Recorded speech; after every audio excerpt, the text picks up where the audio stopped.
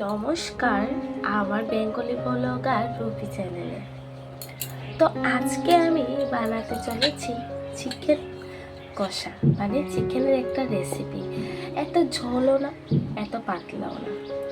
এই যে আমার আগে থেকেই ভেজে রাখা আছে এই চিকেনগুলো। তো এই ভেজে রাখা চিকেন আমি কিভাবে রান্না করব, চলো এটাই আপনাদের সাথে শেয়ার করব। সঙ্গে থাকবে আর পুরো ভিডিওটা দেখবে।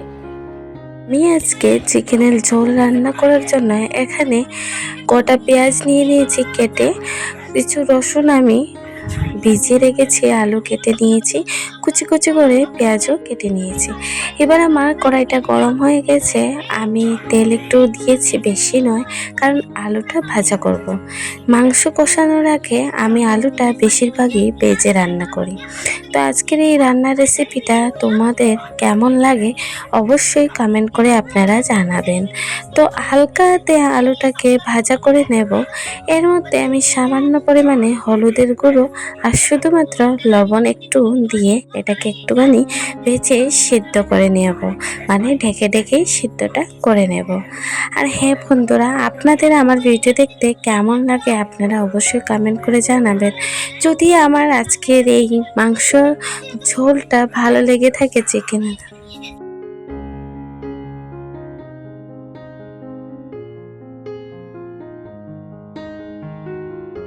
আমার আজকে রান্না আপনাদের দেখতে কেমন লেগেছে অবশ্যই আমাকে কমেন্ট করে জানাবেন।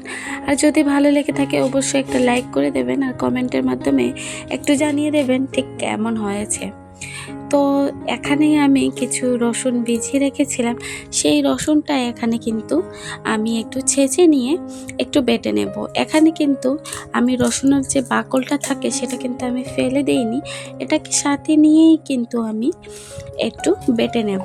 আর একটু আগে ভিজিয়ে রাখলে সেই রসুনটা একদমই নরম হয়ে যায়। রসুনটা কি বলতে, ওই যে বাকল যেটা থাকে উপরে সেটা। তো এখন একটু পাটা নিয়ে নিয়েছি, শিলনোড়াতে ভালো করে বেটে নেব।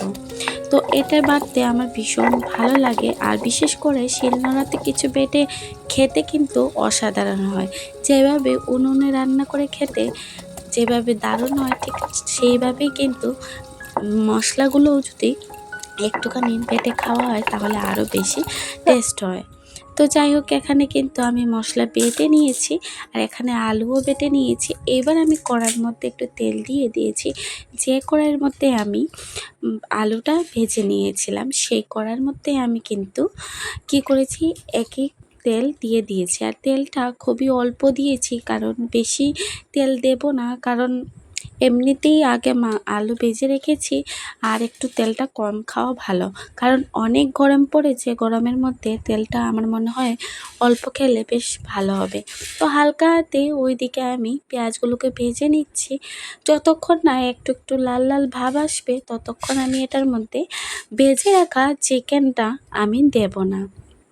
কিছুক্ষণ আমি ভেজে নিয়েছি বলে আমি আগুনটা কমিয়ে রেখেছিলাম।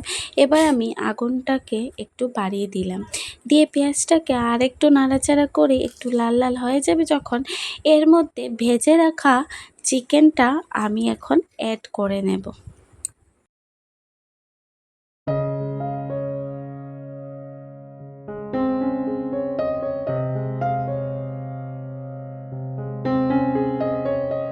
এখানে আমি ভেজে রাখা চিকেনটাকে দিয়ে দিচ্ছি। এখন চলো ভালো করে নাড়াচাড়া করে নিই, আর করে দিয়ে একটু ঢেকে দেব।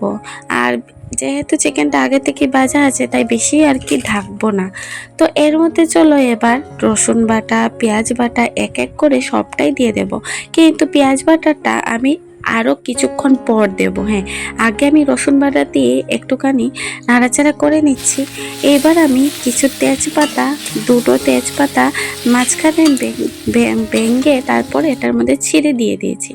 এখানে কিন্তু আমি পেঁয়াজ নিয়ে নিয়েছি, আর এখানে কিন্তু আমি মরিচের গুঁড়ো, হলুদের গুঁড়ো, জিরের গুঁড়ো দিয়ে দিলাম। আপনাদের কাছে যদি ধনের গুঁড়ো থাকে তাহলে আপনারা ওইটাও দিতে পারেন। যেহেতু আমার কাছে ছিল না বলে একদম সিম্পল যেভাবে রান্না করে খায় ঠিক সেভাবেই আমি কিন্তু করেছি। হ্যাঁ, তো এই পর্যন্ত যারা আমার ভিডিওটা দেখছেন আপনাদের সবাইকে অনেক অনেক ভালোবাসা।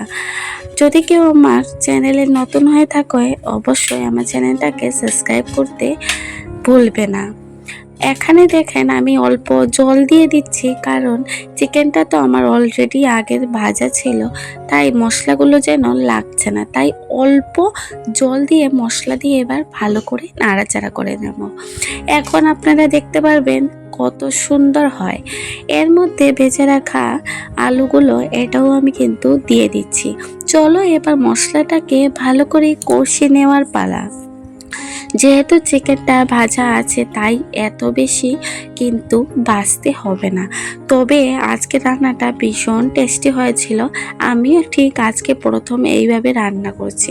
তো সত্যি কথা বলতে ভেজে রাখা চিকেন দিয়ে রান্না করে খেতে সত্যি কিন্তু খুব বেশি ভালো লাগে, অন্যরকম একটা টেস্ট আসে।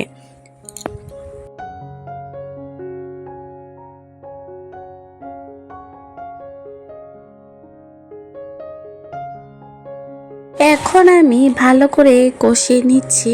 তো চলো এবার পালা পেঁয়াজ বাটা। পেঁয়াজ বাটাটা আগে আমি দেইনি, তো আপনারা তো দেখতেই পেরেছেন, তাই পেঁয়াজ বাটাটা আমি এখনই দিচ্ছি। এরকম দিলেও যে টেস্ট হবে না তার কিন্তু একদমই না, এরকম করেও তুমি দিতে পারো, তাহলে অনেকটাই টেস্ট হয়। অন্যরকম করে আজকে চিকেনটা রান্না করেছি, খেতে কিন্তু সত্যি বলছি খুবই ভালো হয়েছে। তো এই যে ভালো করে এবার কষিয়ে নেব। চলো এখন আমি যত ভালো করে মাংস কষানো হবে ঠিক মাংসগুলো কিন্তু অতটাই সুন্দর হয়। যেভাবে দেখতে সুন্দর হয় ঠিক খেতেও কিন্তু ঠিক এমন করেই হয়। যতক্ষণ না মাংস থেকে তেলটা ছাড়বে ততক্ষণ আমি মাংসটাকে বারবার করে কষিয়েই নেব। তো চলো এখানে আমার কষাটা হোক, একটুখানি হালকা আমি ঢেকে দিই, কারণ আলুগুলো তো সেদ্ধ হতে হবে। এই যে এখানে আমি আলু সেদ্ধ করে নিয়েছি, আর এখানে আমি আজকে জল দিয়ে দিয়েছি। আমি কিন্তু ঠান্ডা জলই আজকে অ্যাড করেছি। বেশিরভাগই মাংসের মধ্যে সবাই কিন্তু কী দিয়ে বলো তো, গরম জল, কিন্তু আজকে আমি ঠান্ডা জলই দিলাম। এখানে কিন্তু আমি কিছু গরম মশলা এগুলো রেখে দিয়েছি। তো এবার গরম মশলাগুলো বেটে নেব। আর এই যে ফাইনালি আমার মাংসর কালারটা দেখতে পাচ্ছ খুবই সুন্দর হয়েছে। তো আজকের মতো আমার ভিডিওটা কেমন লেগেছে অবশ্যই অবশ্যই কমেন্ট করে জানাবেন। নামানোর আগে ঠিক আমি একটু গরম মশলা হালকা দিয়ে এটাকে ভালো করে নাড়াচাড়া করে আমি নামিয়ে নেব। এটার মধ্যে একটু গরম ভাত দিয়ে খেতে সেই অসাধারণ হয়। চলুন আপনাদের সাথে শেয়ার করছি। এই যে দেখুন শেষের দিকে আমি গরম মশলাটা দিয়ে দিচ্ছি, তারপর একটু নাড়াচাড়া করে নিচ্ছি। সত্যি কথা বলতে খুবই সুন্দর হয়েছিল আর দারুণ হয়েছিল। এবার চলো একটু ভাত নিয়ে নেব, ছেলেকে একটু ভাত দিতে হবে, তাই ছেলেকে ভাত দেবো আর এখানে আমি একটু মাংসটা নেব। আর সত্যি বলতে খুবই সুন্দর হয়েছিল। আপনাদের আমার যারা ভিডিও দেখছেন অবশ্যই একটা ভিডিওতে লাইক করে দেবেন, আর কমেন্টের মাধ্যমে অবশ্যই জানাবেন কেমন হয়েছে। এরকম নিত্য নতুন ভিডিও দেখতে, রেসিপির ভিডিও দেখতে, রান্নার ভিডিও দেখতে আপনারা চ্যানেলটাকে সাবস্ক্রাইব করতে একদমই ভুলবেন না। যদি কেউ নতুন হয়ে থাকেন অবশ্যই আমার চ্যানেলটাকে সাবস্ক্রাইব করে দিয়ে আমার পাশে থাকবেন। আপনাদেরকে অসংখ্য অসংখ্য ধন্যবাদ এই পর্যন্ত আমার ভিডিও উপভোগ করার জন্য। সবাই ভালো থাকবেন, সুস্থ থাকবেন। দেখা হচ্ছে পরবর্তী কোনো রান্নার রেসিপি নিয়ে। ধন্যবাদ।